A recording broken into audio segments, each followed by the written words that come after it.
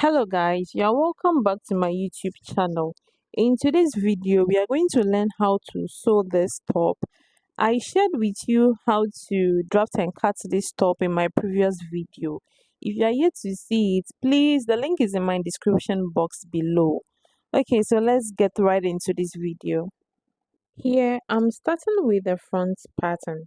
So what I did was I gave half an inch seam allowance all through, except the side seam. The side seam I gave 1.5 inch seam allowance.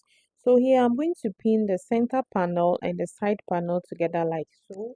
And then I'll repeat the same thing for the front lining as well.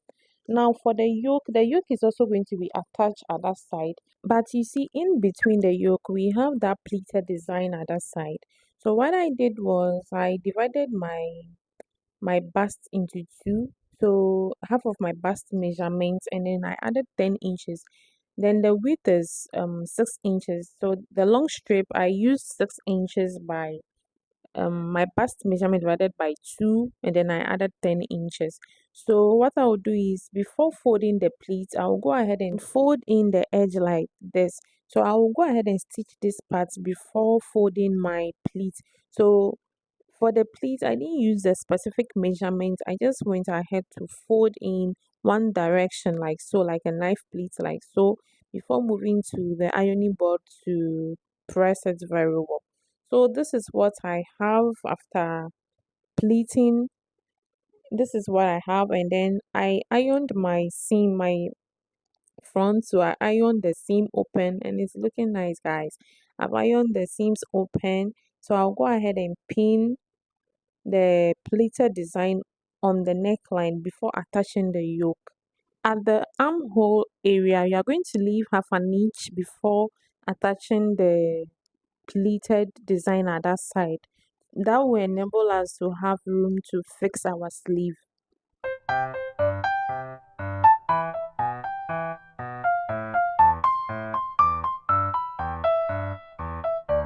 I'm attaching the yoke, and right here I will pin the yoke right side to right side like so. So I flip the yoke over like so. Then I will attach it by using half an inch seam allowance.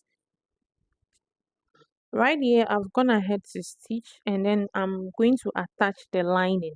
So I flip the yoke backwards like so. I will join the lining right side to right side facing the main front, and then I'll stitch by half an inch seam allowance. For the back, I have gone ahead to trace my dots on the lining. So I will sew in my neckline, my back neckline first. Then after turning, before I stitch the dot. Putting that aside, I've gone ahead to fix my lining to the front. I did my top stitch. This is how it looks like so far. So before attaching to the back, I will fold in my front neckline like so and stitch. I don't want to use facing because the fabric is already bulky. So I'll just fold it in and sew and attach the shoulder like so. This is how it looks like after stitching the front neckline. So I will go ahead and stitch the shoulder. So I'll put the shoulder at the back shoulder and the front shoulder together, right side to right side. So holding the main fabric together, and then I'll use the lining to flip over to the other side, so that by the time I finish, both the inside and the outside of the line of the shoulder will be neat. So this is how it looks like. Both the outside and the inside of the shoulder is very neat. I'm going to stitch my side seams together. I've already gone ahead to stitch the other side of the shoulder together, and then I align the front and back like so. This is how it is, and then I'll stitch with the seam allowance, which is 1.5 inches, the one I gave. So this is how I pinned it, and I'm going to stitch that side. Then after stitching the side seam, I will stitch in my back dots as well. This is how it looks like so far. We'll move to the sleeve. Sleeve, measure 6 inches from the hem of your sleeve. That is your length. My length is shorter. So, but from the hem of your sleeve, which is your long sleeve measurement, from the hem, you measure 6 inches all through, and flip to the other side and measure 6 inches as well. all through. And after doing that, go ahead and cut a bias tape. For the my bias tape, I use the size of the sleeve, which is the length, and then the width is 2 inches. I'll go ahead and fold the rough edges and iron, and then I'll come and show you what to do next. I have gone ahead to press. This is how I will stitch it on it. I'll put it above the line, that above the marking that I did, like so. Then I'll stitch on both sides together. This is how it looks like after stitching the bias tape on the sleeve, and we'll be needing an elastic. For the elastic, I cut my round sleeve measurement and then I just reduced by half an inch. I use my safety pin and I'm going to insert it through the channel. So here, this is me inserting it through the channel, and when I reach where the elastic is almost at the end, I will use my pin to secure that part so that it won't have to go all through. I've secured the other side as well, and now I'll sew the side seam of the sleeve together like so. And for the this is how it looks like. And for the hem of the sleeve, I will fold in the edge, the rough edge in, and sew as well. And then after doing that, I'm going to attach my sleeve to the bodice like so. So for the sleeve, this is how it's going to look like. I will pin the side seams together. I will secure my side seam, my front side seam. I will pin it in because the side seam is big. If you leave it that way, the sleeve won't turn out well.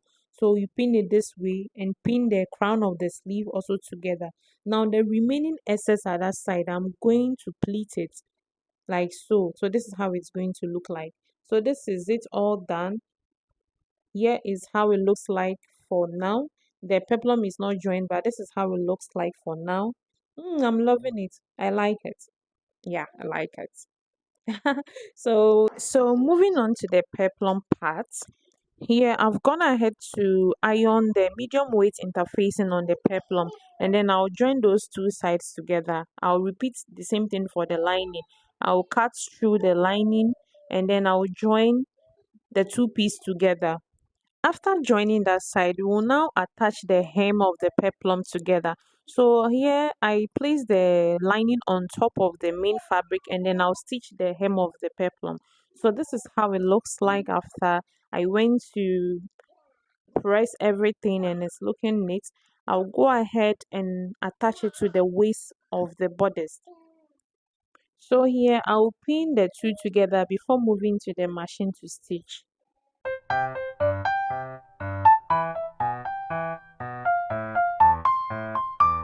This is how it looks like after attaching the peplum to the dress.